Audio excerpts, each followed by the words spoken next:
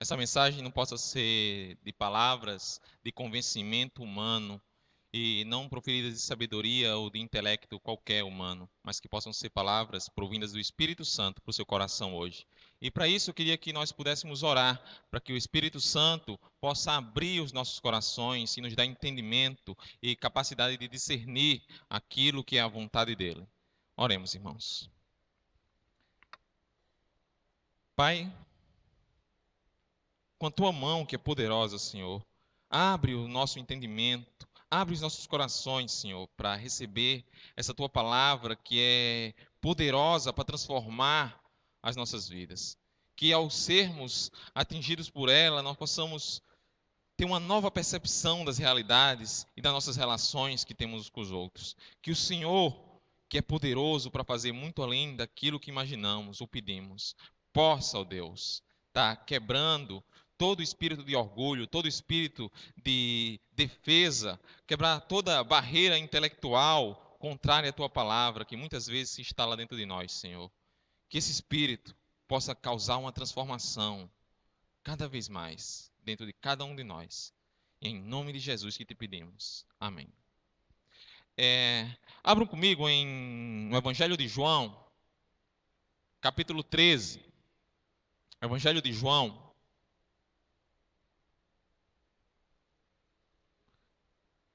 No capítulo 13, a partir do versículo 31 até o versículo 35. Depois que Judas saiu, Jesus disse: Agora o Filho do Homem é glorificado, e Deus é glorificado nele. Se Deus é glorificado nele, Deus também glorificará o Filho nele mesmo, e o glorificará em breve. Meus filhinhos, vou estar com vocês apenas mais um pouco. Vocês procurarão por mim, e como eu disse aos judeus, agora lhes digo: para onde vou, vocês não podem ir.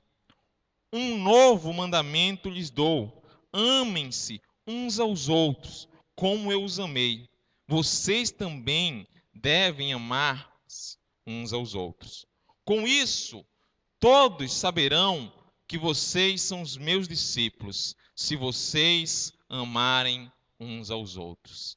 Eu queria ficar com o último versículo que diz: com isso, todos saberão que vocês são meus discípulos, se amarem uns aos outros.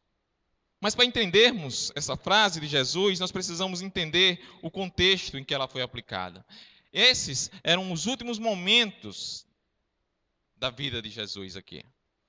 E nos últimos momentos de sua vida, ele condensou uma série de ensinamentos essenciais e fundamentais para como aqueles discípulos deviam se conduzir depois da partida dele.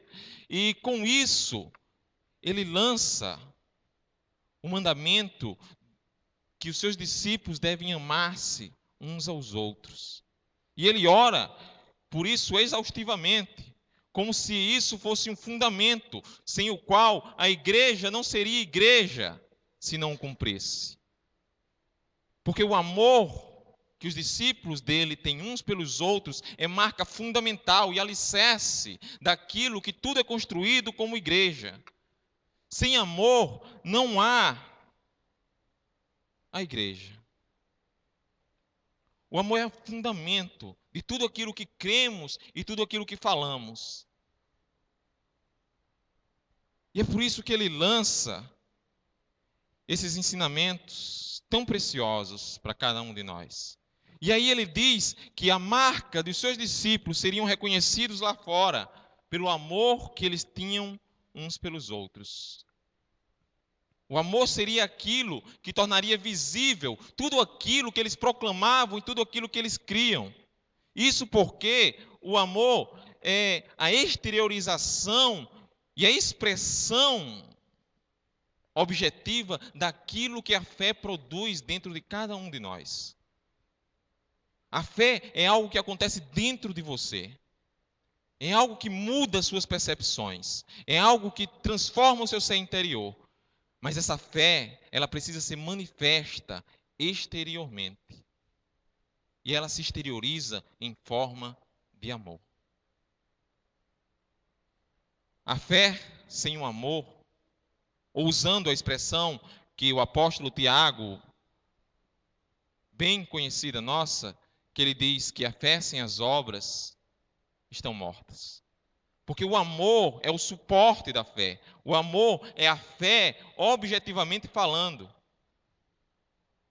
Sem o amor, não há fé. Há apenas discurso. E é por esse amor que as pessoas que estão fora percebem que aquilo que proclamamos, que aquilo que falamos, tem uma conexão objetiva com aquilo que vivemos e aquilo que sentimos.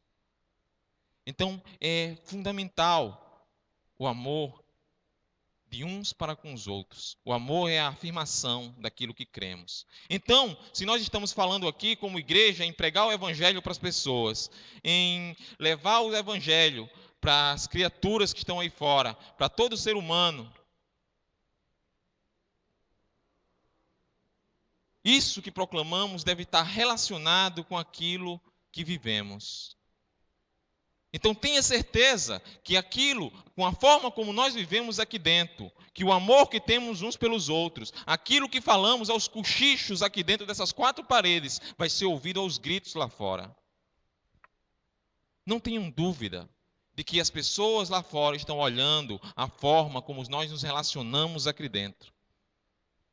E você não precisa nem sair divulgando, porque elas olham pelo seu procedimento e pelo seu relacionamento.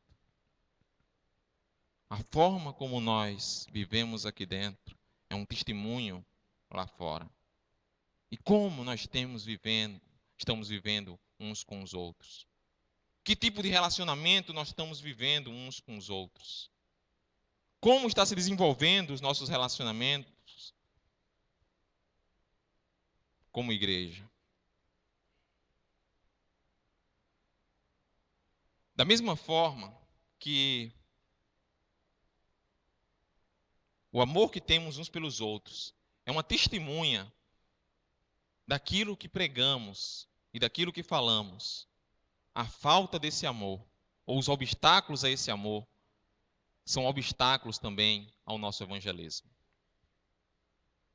Não tenham dúvida que aquilo que sussurramos nessas paredes serão ouvidos aos gritos lá fora. E isso é tão comprovado que muitos de vocês foram atraídos para o evangelho através de testemunhos de vida, através das relações vividas na igreja. Da mesma forma que alguns foram repelidos pelas relações também que se vive em igreja. Então não tenham dúvida que o amor que temos uns pelos outros é fundamental, é avalizador daquilo que pregamos. E sendo assim, hoje eu queria pensar com vocês e refletir com vocês sobre alguns obstáculos, alguns empecilhos que dificultam o amor que temos uns pelos outros. E, consequentemente, dificultam a propagação do evangelho. E aí eu queria trabalhar 4 desses obstáculos com vocês. Mas eu poderia trabalhar bem mais. Mas eu queria trabalhar 4 que eu considero importantes. E o primeiro deles são os relacionamentos inexistentes como igreja. Ou os relacionamentos superficiais. Cristo nos chamou para viver como igreja, vivermos relacionamentos profundos, relacionamentos verdadeiros, relacionamentos que há envolvimento afetivo, há envolvimento emocional, que há envolvimento financeiro, que há envolvimento temporal. Cristo nos chamou para nos envolvermos uns com os outros, e isso é evidente se nós prestarmos atenção na vida que ele tinha com os seus discípulos. O tipo de relação que ele desenvolveu com aqueles 12 homens não foi relacionamentos superficiais, mas foram relacionamentos profundos. Muitas vezes Jesus se comunicava com aqueles homens e eles não entendiam nada. Mas ele fazia questão de se envolver com eles. E era isso que ele estava querendo que os seus discípulos fizessem uns com os outros, se envolvessem. Se nós olharmos na Epístola de Paulo aos Romanos, capítulo 16, nós vamos ver o tipo de relacionamento que Paulo, o apóstolo, tinha com muitos irmãos na igreja. Alguns eles chamam de mãe, de pai, que arriscaram a vida por ele, de irmãos, de parentes. E muitos não tinham laço nenhum de sangue, a não ser um deles. O tipo de relacionamento que Cristo nos chama para viver como igreja são relacionamentos profundos e não relacionamentos superficiais. Às vezes nós vivemos relacionamentos na igreja que somos simpáticos com todo mundo, conhecemos todo mundo, damos tapas nas costas de todo mundo, mas nós não vivemos realmente um contato efetivo. Quantos de nós muitas vezes não se escondem através de uma autossimpatia, mas que tem pouco vínculo e pouco contato, conversa com todo mundo, mas não conhece da vida de ninguém, não sabe nada, e ninguém sabe nada a seu respeito. E isso muitas vezes nós fazemos para evitar exposição, porque todo contato humano, e não duvidem disso, envolve exposição, e toda exposição envolve dor, decepção, sofrimento, mágoa, feridas. E muitas vezes nós não queremos nos relacionar realmente com as pessoas, porque nós temos medo de ser magoados e de sermos feridos, decepcionados. E aí preferimos dar tapas nas costas e dizer: Deus te abençoe. Mas Cristo não nos chama para viver esse tipo de relacionamento como igreja. Eu não estou dizendo para você viver como o melhor amigo de todo mundo, mas que nós devemos sim ter relacionamentos profundos na igreja. E muitas vezes nós não queremos com medo de nos machucar, com medo de nos ferir, com medo de nos decepcionarmos ou de decepcionarmos as pessoas. Mas nós precisamos nos aprofundar nos nossos relacionamentos uns com os outros. Nós precisamos investir mais tempo, investir mais dinheiro, investir mais oração uns com os outros. Um segundo obstáculo é relacionamentos meramente humanos. O que eu estou falando com isso? Porque muitas vezes nós temos amigos na igreja. Nós temos pessoas com quem nós somos confidentes e compartilhamos nossas vidas e nossas dores, choramos nossas mágoas, damos risadas, contamos piadas. Mas não difere em nada de um relacionamento com outras pessoas e com outros amigos do lado de fora. Muitas vezes nós vivemos relacionamentos até íntimos e amizades dentro da igreja, mas Cristo não nos chama para viver simplesmente amizades dentro da igreja. Onde Cristo se encontra nos seus relacionamentos? Essa é a pergunta. Onde Cristo se encontra nos meus relacionamentos como igreja? Porque muitas vezes nós sentamos com o irmão e passamos horas conversando de emprego, trabalho, escola, tudo o que for, mas não fala o nome de Jesus, nem subtendido. E aí, que relacionamento em Cristo é esse? Que temos amizades e meramente amizades dentro da igreja.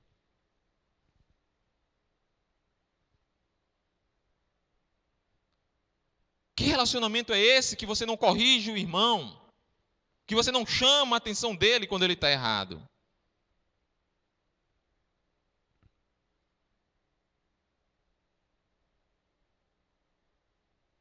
E às vezes nós nos enganamos achando que indo para o shopping, sentando numa mesa, conversando algumas besteiras, outras coisas da vida, como vai a família, nós chamamos isso de comunhão. Isso pode até ser comunhão, quando tem um significado espiritual. Se não é uma mera amizade. O amor que você demonstra pelos seus irmãos, o amor que você sente pelos seus irmãos, ele é mais real Ele é medido e avaliado pelas orações que você faz em relação a essas pessoas. Você tem orado pelos seus amigos da igreja? Você tem orado? Que tipo de relacionamento nós estamos vivendo uns com os outros? Amizades ou comunhão? Isso nos leva a pensar que nós possamos desenvolver relacionamentos profundos, que possamos compartilhar as nossas vidas, que possamos chorar, que possamos contar piadas, sim, mas que possamos ter um vínculo espiritual que diferencia o nosso relacionamento com qualquer outro tipo de relacionamento aí fora. Que nós possamos estar alicerçados e unidos em Cristo. Se é que entendemos o que significa isso. Um outro mal que é um grande obstáculo entre a unidade e o amor entre os irmãos é um mal moderno, que é o complexo de inferioridade. Como isso tem devastado a igreja. Como isso tem causado um mal extraordinário dentro da igreja. Pessoas com complexo de inferioridade. Isso é muito forte, bem mais forte do que vocês imaginam. Eu acredito que isso seja predominante nas igrejas em 90% das pessoas. Em algum nível, elas sofrem de um certo complexo de inferioridade. E isso é um mal extraordinário que se causa na igreja. Alguns acham até que é um bem, porque se você se sente inferior, ótimo. Porque se você se sente inferior, qual o mal de você se humilhar diante de Deus e diante dos irmãos? Mas não é bem assim que acontece dentro da cabeça da gente. Não é bem assim que funciona. Pelo contrário. Geralmente, pessoas com complexo de inferioridade, elas gostam de se sobressair da situação que elas imaginam que elas estão. Elas gostam de sair da situação de inferioridade. Então, qualquer situação que façam elas imaginarem que se sentem inferior, elas fogem. E isso é evidente na vida dos discípulos de Jesus, e é por isso que ele tenta ensinar, logo no início do capítulo 13, o capítulo que a gente está olhando, ele tenta ensinar algo que é precioso para eles. No capítulo 13, versículo 1 em diante, diz: um pouco antes da festa da Páscoa, sabendo Jesus que havia chegado o tempo e que deixara este mundo e iria para o Pai, tendo amado os seus que estavam no mundo, amou-os até o fim. Estava sendo servido o jantar, e o diabo já havia induzido a Judas, filho de Simão, a trair Jesus. Olha só o que diz o verso 13. Jesus sabia que o Pai havia colocado todas as coisas debaixo do seu poder e que viera de Deus e estava voltando para Deus. Assim, levantou-se da mesa, tirou a capa e colocou-se uma toalha em volta da cintura. Jesus, ele só se submete a isso, primeiro porque ele ama aqueles homens, e segundo porque ele sabia quem ele era. Ele sabia de onde ele vinha e para onde ele ia. Ele sabia que aquele ato que ele fazia não iria rebaixá-lo. E era isso que ele estava querendo ensinar aos seus discípulos que viviam brigando uns com os outros para quem queria ser o primeiro, ou quem queria sentar à direita ou à esquerda dele. Mas aí o ensinamento que ele traz é de serviço e de submissão uns aos outros. E amor envolve isso. Você descer a um patamar abaixo daquilo que você imagina que você está. E para quem sofre de complexo de inferioridade, isso é um golpe mortal. E muitas vezes nós fazemos isso nas nossas relações uns com os outros, ficamos esperando ser amados. Que as pessoas cuidem de nós, que as pessoas nos sirvam, que elas cumpram o dever cristão dela para conosco. porque elas são pobrezinhas. E muitas vezes nós gostamos de alimentar isso nos irmãos. Isso é um mal que tem devastado a igreja. Cristãos mimados e paparicados.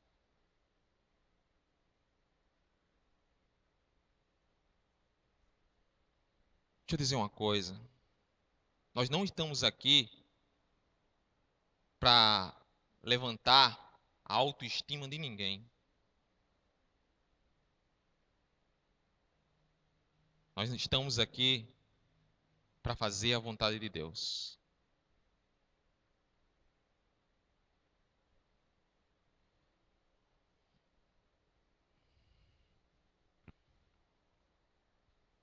Será que você sabe quem você é em Cristo? Será que você sabe quem você é realmente em Cristo?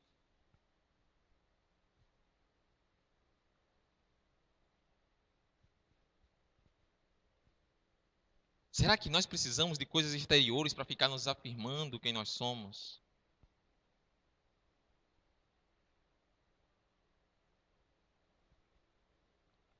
Será que isso tem prevalecido nos nossos relacionamentos?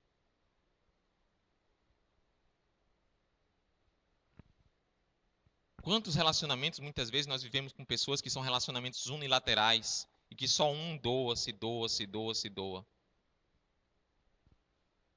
Isso não é relacionamento entre irmãos, gente. Isso é relacionamento parasitário. Isso é um sanguessuga. Isso acaba com as pessoas. E como muitas vezes nós cobramos satisfações das pessoas porque elas não nos tratam como nós achamos que elas nos deveriam tratar, não é verdade? Como muitas vezes nós ficamos chateados com os irmãos porque eles não são tão cristãos como deveriam conosco. Que tipo de relacionamento você tem vivido como igreja?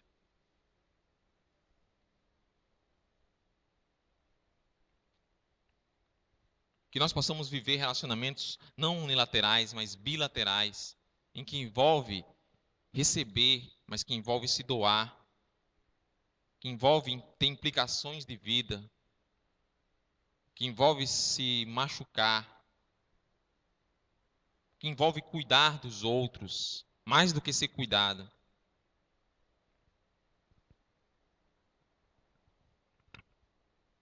Um quarto ponto que devasta também a relação entre os irmãos na igreja é falta de perdão. E muitas vezes nós sofremos ofensas que o outro nem sabe que ofendeu.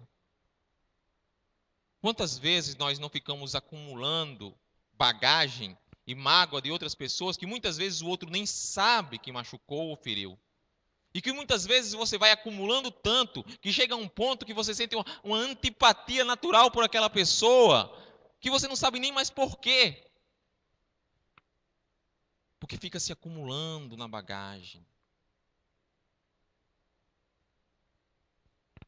Fica se colocando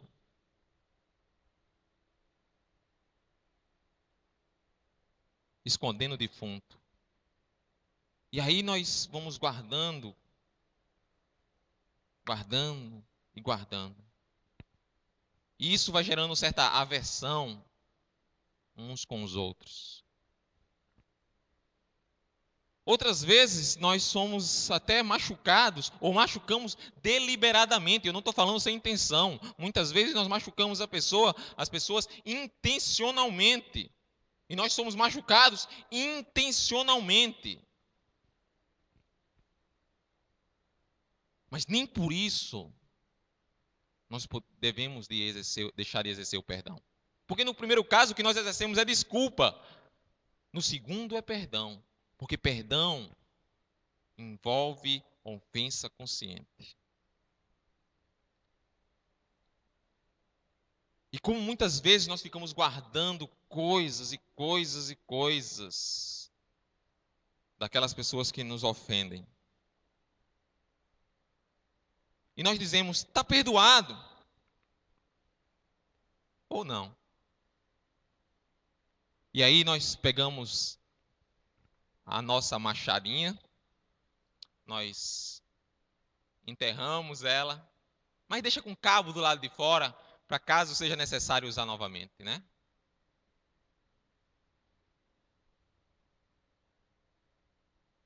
Caso seja necessário, a gente usa. Só para precaver.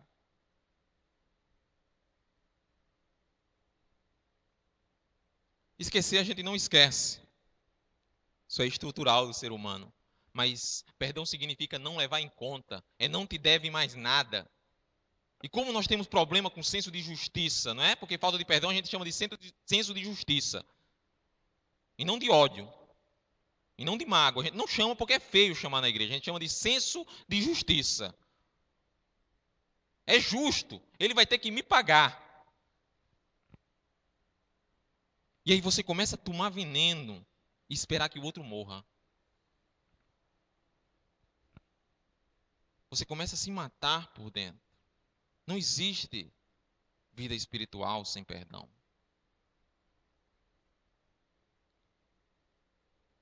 E entre tantas coisas também que atrapalham a igreja, fofoca, maledicência, inveja, dissensão, facção. Quanta coisa tem prejudicado os nossos relacionamentos. Quantas vezes nós não queremos levantar a nossa própria igreja dentro da igreja? O grupo daqueles que concordam com minhas opiniões. Como se não tivéssemos problemas ou não tivéssemos ter problemas como igreja. Isso é utopia, isso é ilusão. Não ter problemas é ilusão. A gente só não tem problemas como igreja se nós não vivermos relacionamentos verdadeiros. Se a gente fingir aqui que todo mundo ama todo mundo, ninguém se envolve com ninguém, vai ser difícil ter problema. Mas se nós realmente estamos desenvolvendo relacionamentos reais, relacionamentos verdadeiros, tenha certeza que o atrito gera fogo.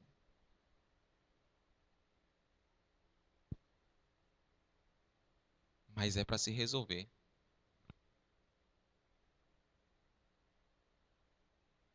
Você tem problemas com o irmão? Resolva. Antes que te levem para o tribunal. Antes que te levem para o tribunal. E eu não quero autuar processo de ninguém aqui. Resolva o mais rápido possível. Não deixe acumular. Não deixe isso fermentar. Porque quanto mais tempo se passa alimentando atritos, mais difícil se torna. O seu irmão não é o seu adversário. Nosso adversário é outro. Porque no momento que nós passamos a odiar o nosso irmão, ou viver com mágoas, ressentimentos, nós estamos colocando ele como nosso adversário. E é exatamente essa palavra, adversário, que significa Satanás. No momento que nós colocamos o outro como nosso adversário, nós estamos satanizando o irmão. É forte e é para ser forte. É isso que muitas vezes nós fazemos. O outro vira o nosso diabo, a nossa tormenta. Imagina você passar uma eternidade de um lado de uma pessoa que é um demônio para você.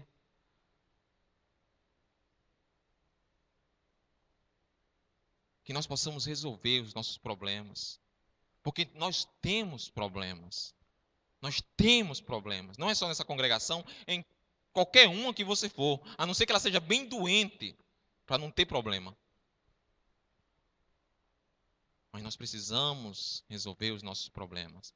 E até nisso é testemunho para aqueles que estão lá fora. Que a forma como nós vivemos o Evangelho, a forma como nós nos relacionamos, possa ser um grande testemunho para essa congregação, para que todos aqueles que estão aí fora possam perceber que aqui há o poder de Deus. E eles possam se submeter a esse poder de Deus que está presente em nossas relações. Eu tenho fé nisso. Eu creio que que o poder de Deus se expressa nas nossas relações. Amém? Vamos orar.